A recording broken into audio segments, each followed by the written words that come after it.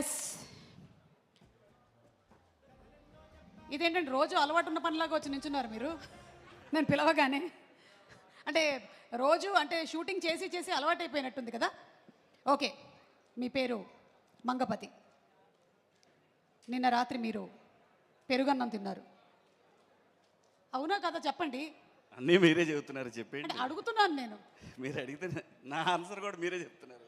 Okay, ఈరోజు మీరు 9:30కి flight ఎక్కడానికి వెళ్ళిపోతున్నారు, కరెక్టా? రాంగ్, 9 గంటలకే.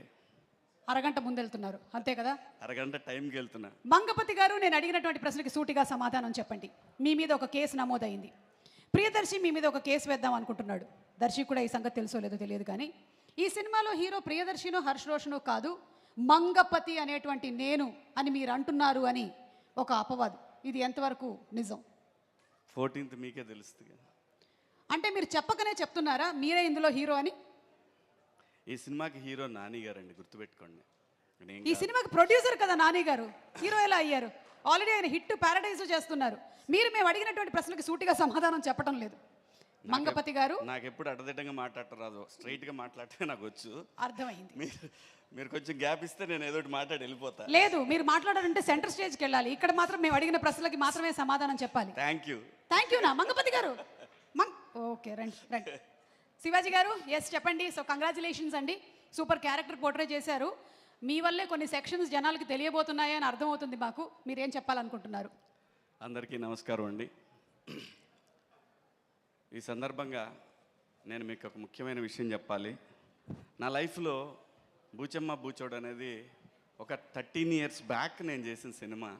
అదే ఆ సినిమా తర్వాత అది డీసెంట్గా నడిచిన సినిమా. ఆ సినిమా తర్వాత గ్యాప్ తీసుకున్న లేదు, తీసుకోవాలని లేదు, తీసుకొని వెళ్ళింది లేదు. ఎందుకో అలా బయటకు వెళ్ళిపోయాను. ఆంధ్రప్రదేశ్ సమాజం ఏదో తెలియని ఒక అంటే నా మనసుకు దగ్గరగా ఉండే కొన్ని విషయాల మీద నాకు అమితమైన ప్రేమ ఉండి నేను పక్కకి వెళ్ళిపోయాను. 13 సంవత్సరాల తర్వాత నేను మళ్ళీ వెండితెర మీద ఫస్ట్ సినిమా నాకు అవకాశం ఇచ్చింది నాని గారు. ఇది ఆయనకి తెలియదు, కానీ నాకు మాత్రమే తెలుసు. అంటే డబ్బుల కోసం అయితే నేను ఎప్పుడూ చేసేవాడిని అండి, చాలా సినిమాలు చేసేవాడిని, చాలామంది దగ్గరికి వెళ్ళేవాడిని. నేను వెళ్ళి అడిగితే నాకు అవకాశాలు ఇచ్చేవాళ్ళు కూడా ఉన్నారు. కానీ నేను ఈ పరిశ్రమకు వచ్చిన తర్వాత ప్రతి అవకాశం నా దగ్గరకు వచ్చింది, అది నా అదృష్టం. సో అలాగే ప్రయత్నం చేద్దాం అనుకుని సొంతగా ఒక సినిమా స్టార్ట్ చేద్దాం అనుకున్నా కూడా ప్రకృతి నాకు సహకరించలా. కానీ మళ్ళీ సినిమానే పిలిచి ఇదిగోరా ఇది నువ్వు చెయ్యాలి అని చెప్పి ఒక 40-50 స్క్రిప్ట్లు, మోర్ దాన్ 40-50 అండి, ఒక 60 స్క్రిప్ట్లు ఆఫ్టర్ ఈ వెబ్ సిరీస్ ఈ బిగ్ బాస్ నుంచి వచ్చిన తర్వాత నేను విన్నాను. అందులో నాకు మొట్టమొదటిగా బాగా నచ్చింది మంగపతి క్యారెక్టర్. అట్టు ఏ ఆర్టిస్ట్ అయినా కూడా ఒక గ్యాప్ వచ్చిన తర్వాత ఒక మంచి బ్యానర్లో ఒక మంచి సినిమాలో రావాలని కోరుకుంటాడు. భగవంతుడు నాకు ఆ విధంగా నానిగారి బ్యానర్లో నాకు ఈ అవకాశం ఇచ్చినందుకు నానిగారికి ఆ భగవంతుడికి ఇద్దరికీ కృతజ్ఞతలు తెలియజేసుకుంటున్నాను. ఇంకా ఈ సినిమా విషయానికి వస్తే, ప్రపంచంలో ఏ సినిమా ఆడినా, అందులో తెలుగు సినిమా ఏది ఆడినా కూడా మీరు పాన్ ఇండియా లేదంటే బాహుబలి 1, 2, పుష్ప, ఎదర్ దసరా ఆర్ నాని గారి ఎనీ ఫిలిం, బ్లాక్ బస్టర్ అయిన ఏ సినిమాలో అయినా కామన్గా ఉండే ఒకే పాయింట్ ఎమోషన్,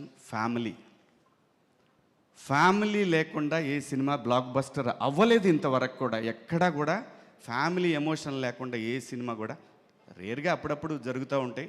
కానీ మీరు ఏ బ్లాక్ బస్టర్ సినిమా తీసుకున్నా ఒక ఫ్యామిలీ, ఆ ఫ్యామిలీ వెనకాల జరిగే కథ, ఆ డ్రామా మాత్రమే సినిమాని నడిపిస్తుందని బలంగా నేను చూసినంత వరకు నా అనుభవంలో నేను తెలుసుకున్నది అది. అలాగే ఈ సినిమాలో ఇండియాలో హిందూ సంప్రదాయంలో ఆడపిల్ల ఉన్న ప్రతి కుటుంబంలో కూడా మంగపతి ఉంటాడు. ఇది రియాలిటీ. సో మనందరం ఒక కాన్స్టిట్యూషన్ కట్టుబడి బతుకుతున్నాం కాబట్టి, సో దానికి లోబడి ఉండాలి కాబట్టి ఈ కేసులు గట్రా ఉంటాయి కాబట్టి దాన్ని కూడా క్రాస్ చేసి దానికంటే కూడా మా ఫ్యామిలీలో ఉన్న ఆడపిల్ల అని అనుకొని పరిధులు దాటినటువంటి ఒక క్యారెక్టరు మంగపతి. ఈ క్యారెక్టర్ ఇప్పుడు మీకు నార్మల్గా కనిపించవచ్చు, లేదంటే నాని గారు ఎలా ఇచ్చారో నాకు తెలీదు, కానీ అది నాకు చాలా పెద్ద పేరు తీసుకురాబోతుందని బలంగా నమ్ముతున్నాను. ఈ క్యారెక్టర్లో నేనే కాదండి, ఈ సినిమాలో ఏ క్యారెక్టర్ లేకపోయినా కూడా సినిమా ఆడదు. అంత అద్భుతంగా డిజైన్ చేశాడు డైరెక్టర్. అలాగే దాన్ని యాక్సెప్ట్ చేసిన నాని గారు, నిజంగా నాని గారి బ్యానర్ మనస్ఫూర్తిగా నేను ఓ సూపర్ గుడ్ ఫిలిమ్స్ లాగా కొత్త డైరెక్టర్లకి చాలామందికి పిలిచి చౌదరి గారు స్క్రిప్ట్ విని ఆ డైరెక్టర్ మీద వదిలేశారు. అలాగే ఈ సినిమాకి కూడా చూశాను నేను, ఎందుకంటే నేను ప్రొడక్షన్ చేస్తాను. చూసినప్పుడు నాకు అనిపించింది, ఒక డైరెక్టర్ మీద నమ్మకంతో ఒక టీంకి అప్పచెప్పేసి అసలు ఆయన ఎక్కడా చూడలేదు నేను నాని గారిని. సో నేను అది ఆర్బి చౌదరి గారి కాంపౌండ్లో చూశాను. ఒక డైరెక్టర్ మీద నమ్మాడు అంటే నమ్మి ఇచ్చేసిన తర్వాత ఇంకా దాంట్లో ఎటువంటి వేలు పెట్టకుండా సినిమాని అలా అలవకగా కంప్లీట్ చేశారు ఈ సినిమా. దాంట్లో దీప్తి గారి సపోర్ట్ కూడా చాలా ఉంది ఈ సినిమాకి. దీప్తి గారు మరి బ్రదర్ కోసం అని కాకపోయినా సినిమా మీద ప్యాషన్ తోటి సినిమాకి వర్క్ చేశారు ఆవిడ కూడా. అలాగే ప్రొడ్యూసర్ గారు ఎప్పుడు రాలేదు సెట్కి, అసలు ఎప్పుడు నేను చూడలేదు ఆవిడని, మేడంని. సో చాలా మంచి సినిమా అండి, చాలా మంచి సినిమా. అందరూ ఎంత బాగా చేస్తారంటే వాళ్ళిద్దరిని చూస్తే నాకు ఆ ఫ్రెష్ లవ్, మనం కూడా ఒకసారి వెనక్కి భగవంతుడు అవకాశం ఇస్తే వెనక్కి వెళ్ళి ఒక లవ్ స్టోరీ క్రియేట్ చేయాలి, మనమే పర్సనల్ లైఫ్లో ఒక లవ్ స్టోరీ ఉంటే బాగుంటుంది అని అనిపించేంత బాగుంది వాళ్ళ లవ్ స్టోరీ. నాకు కథ చెప్పినప్పుడు కూడా నీ ఎన్ని లవ్ స్టోరీ కదా ఇది, కోర్టు ఏంటి అని అన్నా నేను. నాకు అంత నచ్చింది వాళ్ళిద్దరి క్యారెక్టర్లు. అలాగే ప్రతి ఒక్క క్యారెక్టర్ కూడా అంత బాగా డిజైన్ చేశాడు దర్శి. తనది ఒక డిఫరెంట్ టైమింగ్ అనమాట దర్శిది. ఏంట్రా ఇతను స్లోగా చేస్తాడు అంటే మాట్లాడ్డా అంటే స్క్రీన్ మీద చూసినా నాకు అర్థమైంది, ఓకే తనది ఒక స్టైల్ చాలా బాగుంది. అందరూ ప్రతి ఒక్క పాత్రని అద్భుతంగా చేశారు ఈ సినిమాలో. స్క్రీన్ మీద కాకుండా బ్యాక్గ్రౌండ్ హీరోస్ అంటే first Dinesh, second music director. వీళ్ళిద్దరి సహకారంతో ముందుకు నడిపే డైరెక్టర్. వీళ్ళ ముగ్గురు ఈ సినిమాకి పెద్ద ఎసెట్ అండి, నమ్మండి.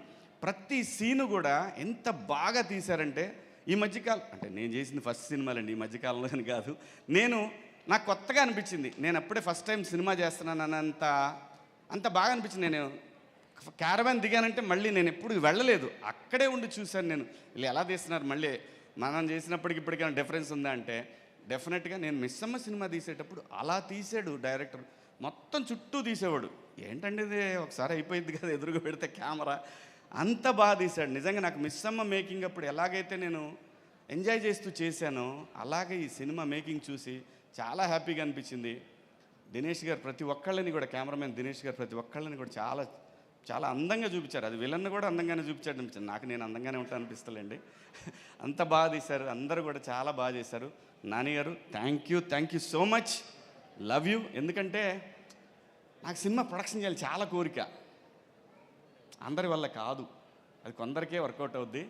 అది మీకు వర్కౌట్ అయింది. ఎంతోమంది డైరెక్టర్లు తెలుగు సినిమా ఇండస్ట్రీలో ఇంకా మీ ద్వారా రావాలని, మంచి సినిమాలు రావాలని వాల్పోస్ట్ నుంచి మనస్ఫూర్తిగా కోరుకుంటూ ఈ అవకాశం నాకు ఇచ్చినందుకు మీ అందరికి కూడా పేరు పేరున ధన్యవాదాలు. థ్యాంక్ యూ సో మచ్ అండి. Thank you so much Shivaji గారు. అండ్ మార్చి 14వ తారీఖున మేము థియేటర్స్లో మిమ్మల్ని చూస్తాము, మంగపతి గారిని. లేదు, నాని గారు 12 చూపిస్తా అని చెప్పారు, చూడండి. అవునా? మీరు అన్ని లేట్గా 12వ తారీఖునే. థ్యాంక్ యూ అండి. Thank you so much. 9 గంటలకి ఫ్లైట్. నేను వెళ్తున్నాను, ఏమనుకోవద్దు. Thank you so much. Jagadish, all the best. వెళ్ళే ముందు మైక్ ఇచ్చేసి వెళ్ళిపోతే బాగుండేది. ఓకే సో అలాగే ఈ సినిమాలో